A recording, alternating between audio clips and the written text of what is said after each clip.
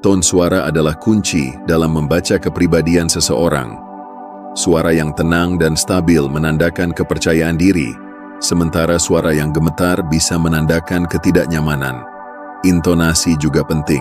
Suara yang riang dan ceria seringkali mencerminkan kepribadian yang optimis dan energik, sementara suara yang monoton bisa menandakan kurangnya ekspresi emosional. Jadi, dengan memperhatikan tone suara seseorang, kita bisa mendapatkan gambaran yang lebih jelas tentang kepribadian dan perasaan mereka. Terima kasih sudah mendengarkan dan menonton. Buat yang subscribe, like, dan komen channel ini, saya doakan dimurahkan rezeki dan dijauhkan dari cobaan.